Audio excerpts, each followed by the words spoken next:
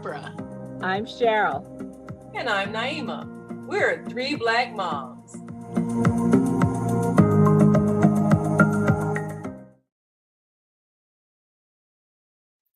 Happy Valentine's Day. We have embraced this myth. We have gone above and beyond.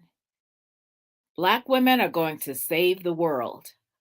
Trust Black women. Believe Black women. Some of those are true. Yes, you should trust us, and yes, you should believe us.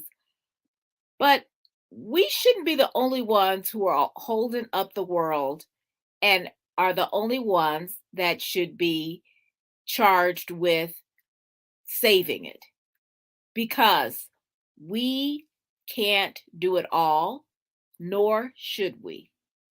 So we want to talk about the fact, as we get ready to celebrate Valentine's Day, we need love too.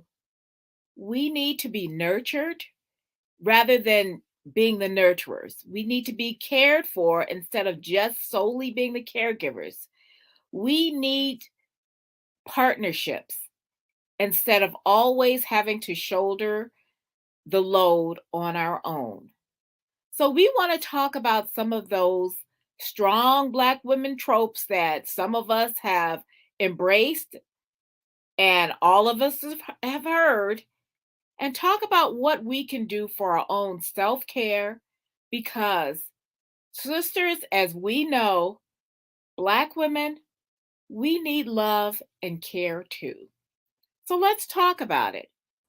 What are some of the things we should be doing to embrace the softer sides? Because we all have them. Well, I think that first of all, we have to not feel like if we feel lonely or sad that we're being weak. Right. And it's just like, when they tell men, men don't cry, boys don't cry, like you're not supposed to have human feelings. And we are all human, and human beings need love. That is a need. And when you don't get it, there are things that sometimes get misshapen, even in your personality. I mean, even health-wise, they know that children who are orphaned, if they don't get held and cuddled, they can become sickly, they can die. And in the wild, of course, if a baby born in the wild doesn't get its mother's warmth and cuddling, it dies. So, I mean, this is a real thing. You need the energy of love to live. And we shouldn't be made to feel like we're supposed to be this stoic, strong, needing nothing type of woman. Oh, we're superwoman. We can hold down 2 jobs and raise 5 children and no husband, no help. And we're supposed to be able to do it all. And there's so many women that are in states of depression because they don't have that nurture in their life. They don't have that comforter. They don't have that person that they can just share things with and trust. And they're supposed to just, suck it up and not need anybody. And so sometimes, we overcompensate by trying to overdo and be superwoman, but you find a whole lot of depression underneath all of that. And that's why, because we've been made to feel like if you show any need, you're weak. And that's really imbalanced. There is an article called The Labor of Love from Mahogany Magazine that I just read actually about a week ago. It's an online magazine written and produced by African-American authors. And it actually touched on this subject where the author talked about how Black women need that care, need that love, need that support, but need to be willing to accept it. There are so many movies that will hail the strong Black woman who has persevered through all kinds of problems and financial hardships and the horrible things that have happened at the expense of unkind friends or lovers. And those kind of things continue to be a little bit of a fantasy fairy tale where we have embraced that false belief that we are strong and nothing can kill us or hurt us or harm us or make us feel like other women in other groups. And so this article actually, and I suggest that you check it out, it's just called Mahogany. I would suggest that you would read this article, read the things that she talks about. Now, I have a story myself. I'm going to tell on my husband. When I was a young mother in the hospital, I had some difficulties. I'd actually gotten an infection from the hospital. They didn't realize this until after, when they were trying to examine what was wrong with me.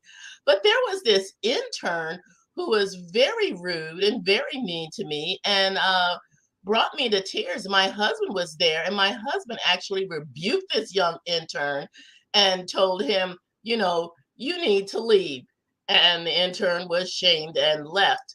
I'm making this story short because I've shared this before, but I just felt so loved, so cared for, so defended by my husband, who I had not seen him really come roaring mad at this person who was rude to me in the hospital. Now, I want to talk to you. We can't really talk about love without talking about the lover of life, the lover of our souls, Jesus Christ. Now, there are three kinds of love, and our poor vocabulary does not really describe it. We'll say, like, I love ice cream, I love books, I love staying out, I love men with good looks. But the three kinds of love, we have Did you mean eros. to rhyme that? Yeah, I actually just happened to do that. But eros is a sexual love. These are all like Greek words. We Mhm. have phileo, which is the brotherly friendship love. We have storge, which is the kinship family love. And then we have agape, the love that God has for us, the love where God gave his life for us. And, you know, scripture also says that greater love has no one than someone who lays down his life for a friend. And just to show what that kind of love looks like, that kind of love puts up with a lot of stuff. Love bears all things, forgives all things, goes beyond all things. And I am reminded of this story in the Old Testament of Hosea, who married a defiled woman who she repeatedly cheated on him over and over and over, and he just kept taking her back. And in the end, he had to pay for her because she had gotten sold into slavery during her runnings around with wild men. And he paid an exorbitant price for her and took her back and even raised her kids. It isn't even known if all the kids that she had were by him. I think that we could learn a lot from the kind of love that was given and displayed in this story, this historical story of Hosea, who kept taking her back. Do you know someone who will take you back if you've done them wrong? And Black women have been done wrong a lot. And I feel that to be able to accept the kindness, and I'm thinking of that crazy movie a long time ago, I think it was Streetcar Named Desire, where the woman said, I've always depended on the kindness of strangers. You know, that's kind of weird. But I think that in order to embrace your whole self and really care about your whole self, you need to be willing to be honest about the vulnerabilities that we really have. Yes, we're strong, and yes, we'll persevere, and yes, women will go to bat for their kids to the last drop of blood. But I'm telling you, we need to be able to be seen as women that want to be loved and need to be cared for. Well, let me throw this out there. Since you mentioned a few Bible verses, I'm looking at a trend that I've seen among a lot of women, and you know, I understand dedication to spirituality. But given the way religion has distorted sexuality and shamed women out of their sexuality and shamed women who are sexual, sometimes women are confused in believing they cannot be spiritual and sexual, and also making them feel that if they are in fact desiring the love of a man, that makes them somehow dirty and wrong. And I think that kind of distorted religious teaching has really crippled us in many ways of being able to form healthy relationships. Yeah. Now, I've seen women, go all overboard with the church activities and everything, to the point where they will neglect a husband. And if he says, well, look, I need some attention, that's the devil talking. And they're not realizing, to build a relationship, you need to spend time together. But their thought is, well, I'm doing this service. And I've seen women take that to the extreme.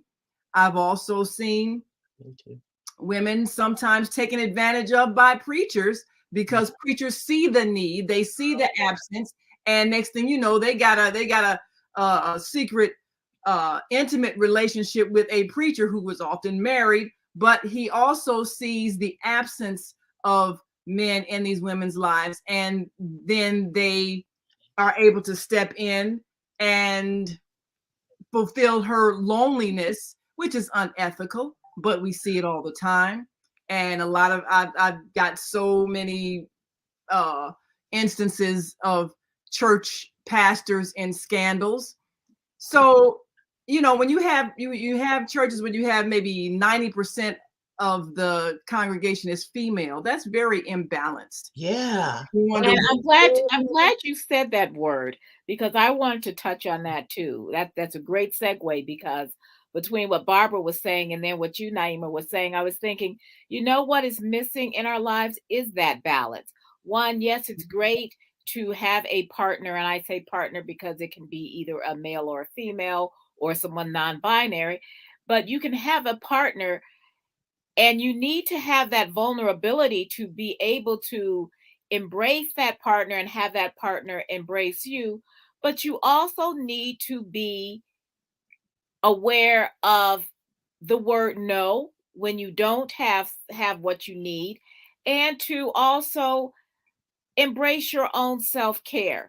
And that's what a lot of the thing is that love isn't supposed to hurt.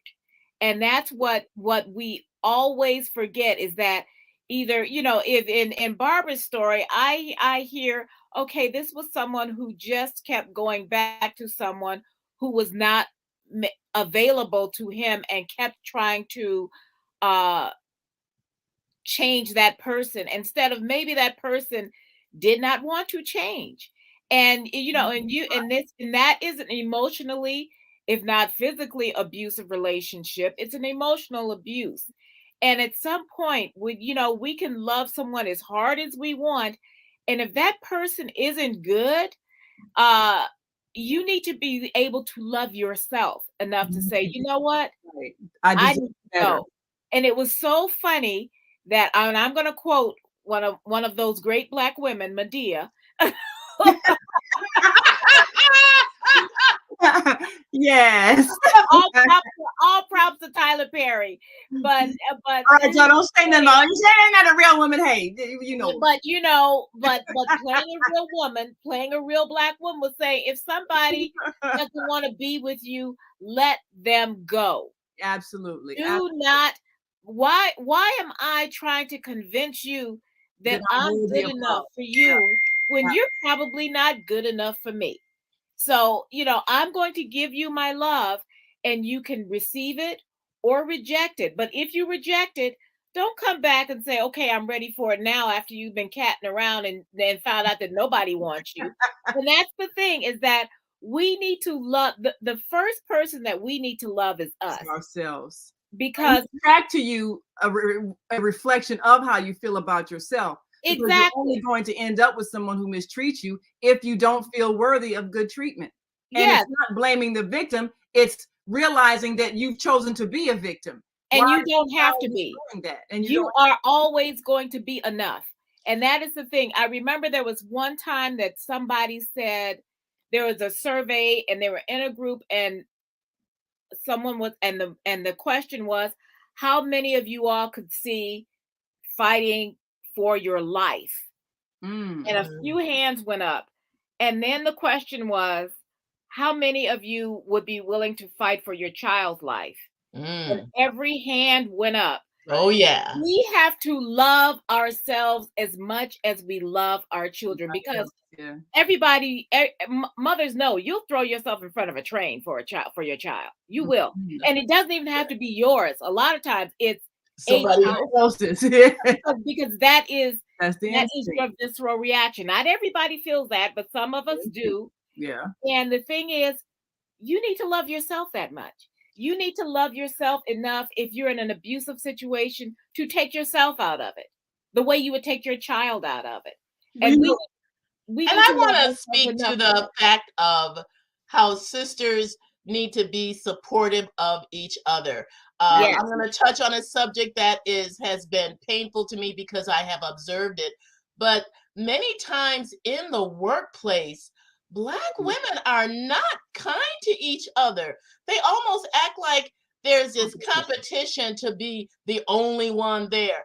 And we need to be able to develop our friendships with our sisters that are kind of like the friendships we had when we were kids in school. You know, you had a best friend, you went through everything together, you stood up for each other, you had each other's back. And then you grow up in this environment where Black women are mean to each other. Where is that at? I know where that's coming from. That is coming from racism, anti-Black racism, and white male superiority.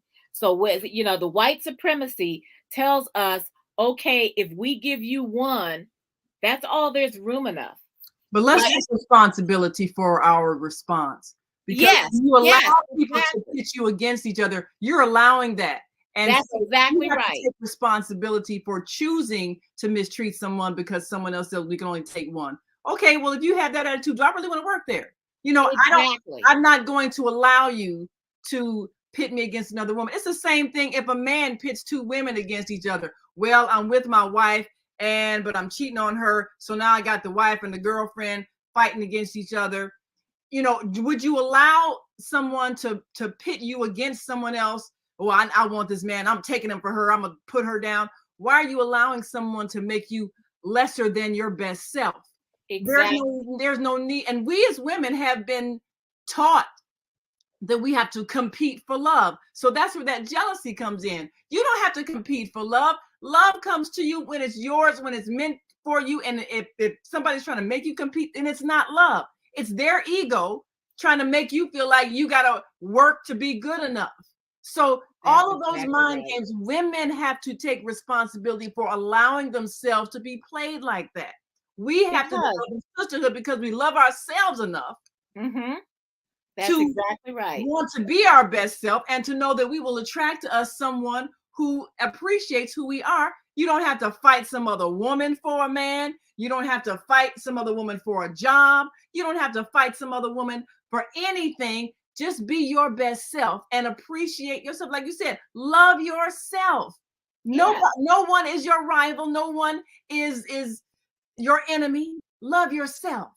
And that's what we gotta love. That's what we gotta learn. Exactly right. That's exactly right. It's so funny when you say that, Barbara, about Black women being mean to each other, because when I recently, and I'm talking about a few months ago in the summer, I went to it was kind of a memorial for one of our Black women who had died, and she had from the Globe. And there were so many when we had started, and this particular woman, her name was Glenda, used to get together all the Black women in the newsroom, and we used to go out to lunch. And she would organize this stuff, and Glenda was a Chicago girl. I love her forever. Her name was Glenda Buell, and she worked in the editorial. And we had gone to a memorial for her, and we looked around at all of these women. And not all of them had even shown up. And we started counting out all of these Black women who had worked at the Boston Globe at the same time. And the sisterhood that kind of came out of that, we just said, we didn't even realize, because there was, as big as the Globe were, there was like maybe 19, 18, 19 of us.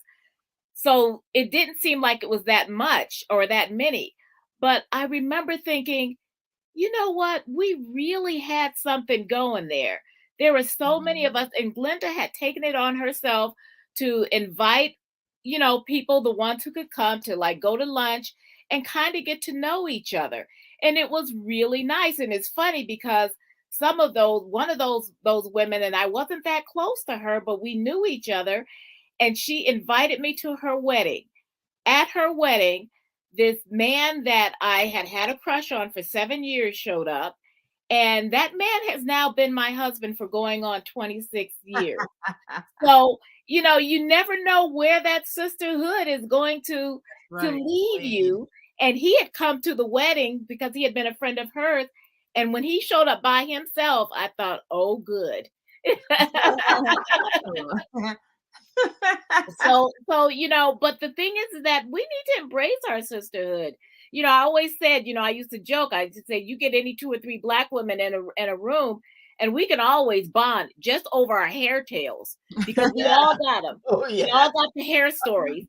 And the thing is that, but we're more than that. We have such a kinship that we need to take the time when we are together. If it's 2 or more of us, just like they say, there is love from the wedding song. When there's 2 or more of us in the Black women in the room, we need to find that sisterhood. So you can say, yeah, I'm having troubles, or this is going on, and you have someone you can bond with. And maybe you all won't be close friends. Maybe you all just don't mesh. Maybe, and that I met plenty of women who was like, okay, they're not necessarily my cup of tea, but we can still be cordial and we can still be sisters, because we need each other, and we need to hold each other up and lift each other up and embrace each other and be there for each other. And then when we learn to love ourselves and to love each other as Black women, we can exhale. We have stopped waiting to exhale. We can finally exhale, because we're no longer holding our breath, holding our tension, holding our worries, holding our anxieties, holding in our depression, waiting for someone to say something, waiting for that first flinch. That, because when you're with other people, there are other people who are not people of color, and you're always waiting for that first Black comment so you can get it over with, because it's coming. Well, I think what we have to develop the peace of mind where nothing anyone says can make us flinch, because there's nothing you can say or do to me that will change the reality of who I am. So I need to not. But they always have to acknowledge. That's the thing. They always have to acknowledge that you're Black. Like, you don't know it. That's on them. That's on them. And that's on them. And so that you get to the point where you can say, okay, this is coming, and then you can call them out on it. I think, I don't know if, I guess I depend on what circles, because there's some circles I'm around where I might be the only Black person in, but happens to me all the time. I think, I think as we get comfortable with who we are, and it no longer matters whether other people are comfortable, it no longer matters if other people are racist or if other people profile us. I mean, we can learn to be at peace, like you say, love yourself, and nobody else's opinion matters. And about myself, no matter what you say, if I love myself, I don't care who you are, I don't care what kind of position you have, I don't care how important you are, how much money, position, power, nothing. You can't change the reality of who I am, no matter what you say or do. And it's that kind of security comes with maturity, that kind of security and self-preservation of yourself, that self-care of yourself. And I would like to reach out and speak to women maybe who have been single or widowed, or divorced. We don't want to forget those sisters either. For some Right. people, Valentine's Day is not a wonderful day. And I would like to Make also them bring up remember the that they're fact alone. Yeah. that February 15th, the day after Valentine's Day, is a Singles Appreciation Day, Really? where people Okay. who are Okay. single can be Okay. celebrated. Okay, I got to jump in here because I got to say this because my therapist this week she even mentioned this, and so she said also candy at CVS is half off. Very important. So yeah, that's true. Buy yourself some candy and Buy Yeah. yourself some candy. flowers. You know, Buy yourself some flowers. You know, buy yourself a facial or a massage or a bubble bath. Definitely massage. You know what? Yeah. That is the thing. Manicure, all that stuff. Yes. Treat yourself. Oh, yeah. Pamper yourself. That's part And of don't self-care. Take yourself out. Pedicure. Take yourself out to a nice dinner. Yeah. Yeah. Spend some money on yourself. You don't feel Yeah, like, spend well, I some want money to on resist me. yourself. No, you're special. You know, you've Dress earned up. it. You've earned it. Yes. You know, and like I was going to say, when we talk about people, you know, saying stuff to us, it is no longer your job to make other people comfortable with your Blackness. Absolutely. That is on them. So we are proud, beautiful Black women, you know, and we need love too. But the first love we're going to get is love of ourselves. Yes. And then the more you give to yourself, the more you have to give out to other people. Right. You know, I was in a seminar today. It was one of those self-empowerment seminars. And the guy who was giving it, he was really making some good points about how we have all this negative self-talk and we keep repeating it. And if you've grown up in an environment where maybe your parents or siblings or even classmates called you ugly or any other kind of thing, or stupid or anything, or you know, if you were large, they talked about your weight, whatever it is, that if it happened in your life and it made you feel bad about yourself, you have to make a conscious effort to undo that programming, because you subconsciously say things to yourself. Oh, I look terrible. Oh, my behind's so big. Oh, you know, you can say those things and you don't realize that you're cutting yourself down internally. And the vibration that creates, because thoughts are vibrations, words are vibrations. When you think low about yourself, the vibration you put out attracts to you someone who will think low of you as well and will treat you as if you are not worthy. So we have to really consciously do positive self-talk. Look in the mirror. I think they said Mary McLeod Bethune would look in the mirror every day and say, Black is beautiful. Because you got to reprogram yourself. If you've heard all those negative things growing up, it's still in you and you're still saying it even though you don't realize it. So you got to unsay it. You got to say those positive things. I'm beautiful. I'm beautiful. Oh, my hair is wonderful. Oh, I'm fine. Oh, I'm just so fine. Oh, I love me. You have to do that because we can't So say I am the great book that tells you to how to even speak to yourself positively. You are worth the work by Junie Felix. And whatever is pure, whatever is lovely, whatever is of good report, think on these things. You know, I saw this movie that was based on a true story of one of the first African-American pilots. And there's this scene in the beginning, you hear this man saying all this horrible, bad stuff about Black people. And then you move back from the camera and it's the man talking to himself, saying all this negative stuff.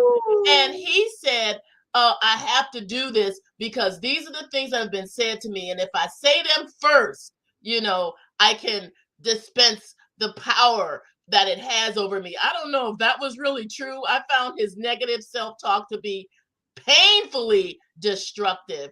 And so we need to get out of that mode of saying bad things about ourselves, repeating bad things. You know, you are a creation of God who made you in his image. Yes, you are worth the work to go through the things that cause trauma in your life, to get away from those negative things that impacted you, the things that were bad that happened to you. That's not your fault, you know, and you can rise above that. I think that having a good grasp of knowing who you are, who you were created to be, Who loves you? God loves you and gave himself for you so that you could have that abundant life now, not later on, in heaven or whatever, but right now you can live that kind of life that is worthy of you to have, whatever your circumstances are. Well, let's remember that always. Yep, time for us to go. So that we may live that abundant life of love. We thank you all for watching. I believe we had a comment, someone who has some issues with what is happening in Nigeria with women. Yeah. And we understand that all over the world, women need to learn to love themselves. And that's when we know that we are expressing what we deserve. Thank you so much. Join us again tomorrow. Well, no, not tomorrow. Next week. You're already gonna be here tomorrow if you're coming to the house. So Negus Afra. We gotta go. Well, we thank you. We thank you. Happy Valentine's Day. Happy Valentine's Day. And remember, no one can take advantage of you without your consent. Love yourself above all. We will see you next time. Until then, I'm Naima. I'm Cheryl. I'm Barbara. Have a happy Valentine's Day. Love others. Love yourself. Love God. Bye.